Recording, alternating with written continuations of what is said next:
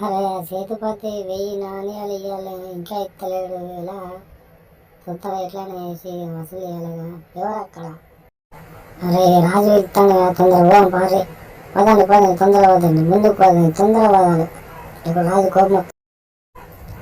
సేతుపతి ఎక్కడ ఉన్నా కూడా తొందర తీసుకురండి. ఆయన 1000 నాణ్యాలు మనకి ఇవ్వాలి, ఇంకా ఇస్తలేడు. లేకుంటే రాజు తొందర తీసుకురమ్మని చెప్పండి, లేకుంటే అతను హజమాస్తానని హెచ్చరించండి. ఇదే నా వినత్యం. వెళ్ళి తీసుకురండి, వెళ్ళండి. చిత్తమహాప్రభు వెళ్తుంది.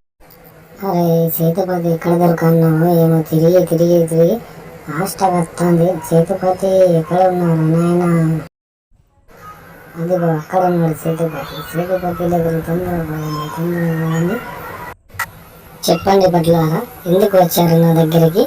రాజుగారు నిన్ను తక్షణమే తీసుకొని రమ్మన్నారు, లేకపోతే నేను హతమరుస్తానని రాజుగారు హెచ్చరించారు. అయ్యో అదేం లేదు, నేను ఇప్పుడే వస్తున్నాను, త్వరగా వస్తున్నాను, పదండి వెళ్దాం. రాజుగారు నీ మీద చాలా కోపంగా ఉన్నారు, కొంచెం జాగ్రత్తగా ఉన్నారు. సేతుపతిని తీసుకొచ్చాం మహారాజా. సరే ఇక మీరు వెళ్ళండి, నేను మాట్లాడు.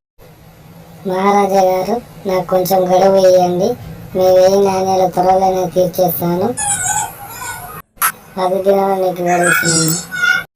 మా పూర్వీకులు ఎప్పుడే చెప్పారు, అప్పులు తీసుకోవద్దు, ఇన్ని బాధలు పడకూడదు. ఫ్రెండ్స్ మీరు కూడా అప్పులు చేయకండి, నాలా బాధపడకండి.